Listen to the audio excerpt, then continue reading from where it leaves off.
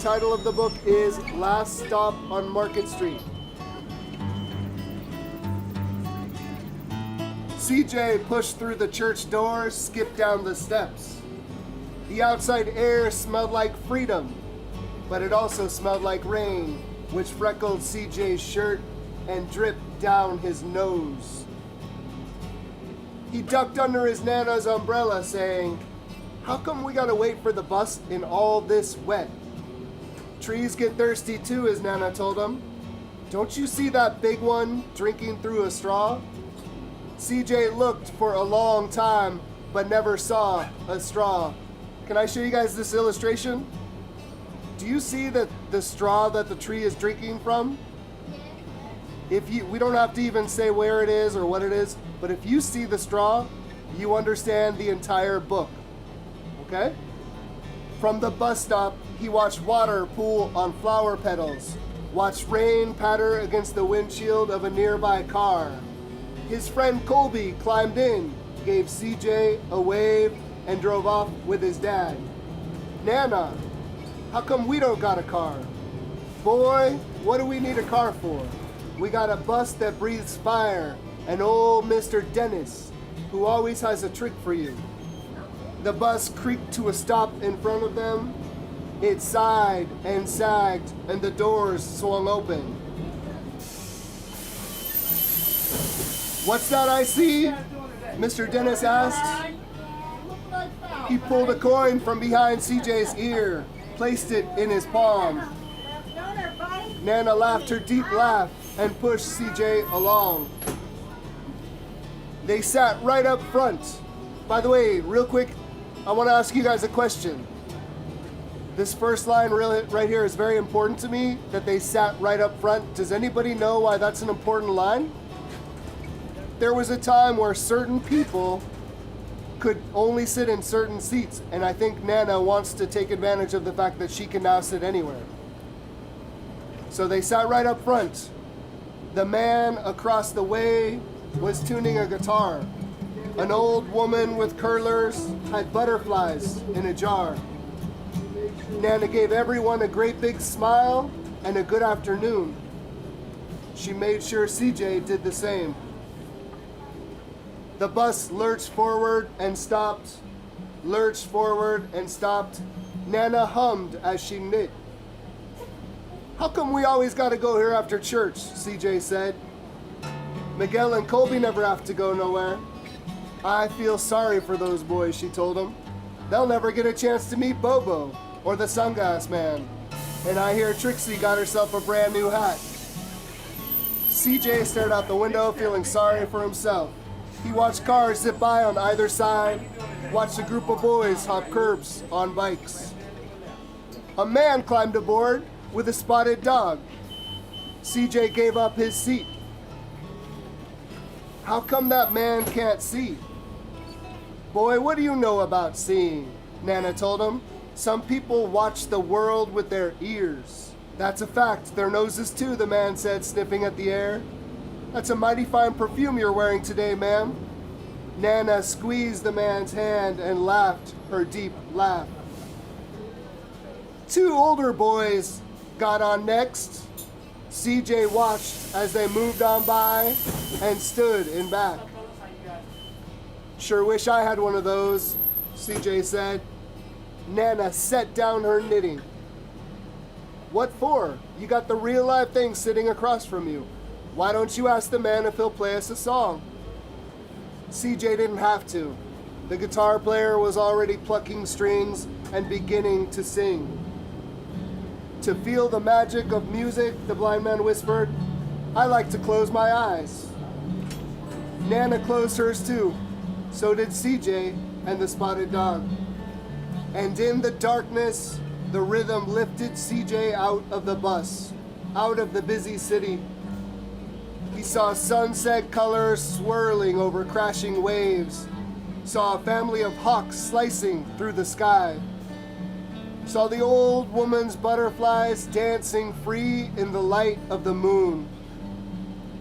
CJ's chest grew full, and he was lost in the sound, and the sound gave him the feeling of magic.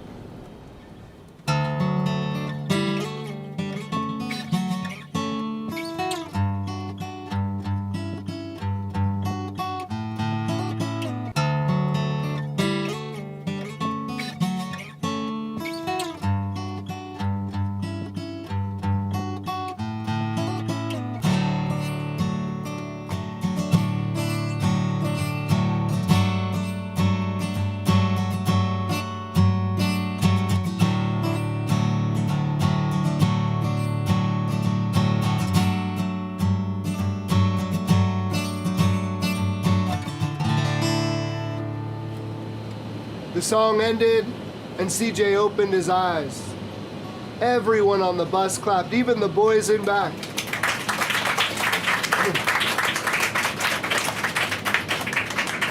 Nana glanced at the coin in CJ's palm. CJ dropped it in the man's hat. "Last stop on Market Street," Mr. Dennis called. CJ looked around as he stepped off the bus. Crumbling sidewalks and broken down doors, graffiti-tagged windows and boarded-up stores. He reached for his Nana's hand. "How come it's always so dirty over here?" She smiled and pointed to the sky. "Sometimes when you're surrounded by dirt, CJ, you're a better witness for what's beautiful." CJ saw the perfect rainbow arcing over their soup kitchen. He wondered how his Nana always found beautiful where he never even thought to look. He looked all around them again, at the bus rounding the corner, out of sight, and the broken street lamps still lit up bright, and the stray cat shadows moving across the wall.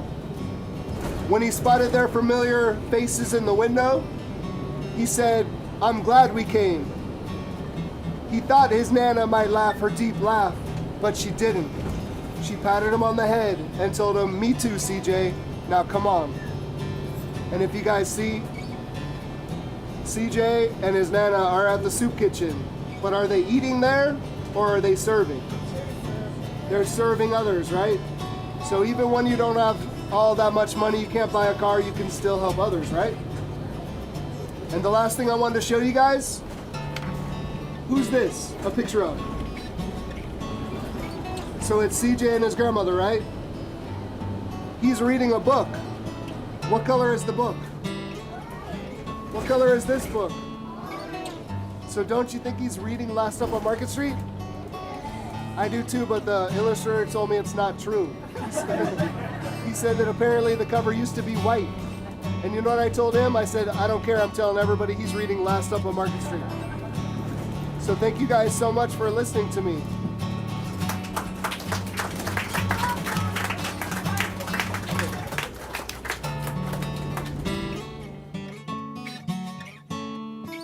One of the coolest parts about today is that I got to watch like the book come to life, and I got to actually just kind of sit there and sort of let the action kind of happen.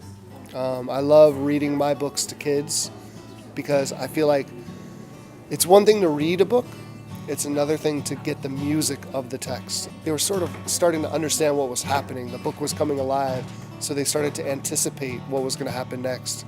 It's kind of the dream of any author. Last Stop on Market Street. I love the book. I love CJ. He doesn't understand a lot of things like a lot of our kids don't. As an adult reader, you read between the lines and you can understand where Matt is coming from. I'm originally from South Africa, and I grew up where books were banned. Especially books where people of color were protagonists, and that's the way it was growing up. So I always decided I don't care. Kids need to read all kinds of books. They need to have variety. And when this book came, I thought this is the best book for the kids, especially now. It worked out fantastically. I enjoyed every minute, and I could see the kids enjoy every minute of it. I thought it was a really cool experience for the kids to keep learning fun. I was trying to look for new ways to keep them reading, so I thought that was a really cool way to get him interested.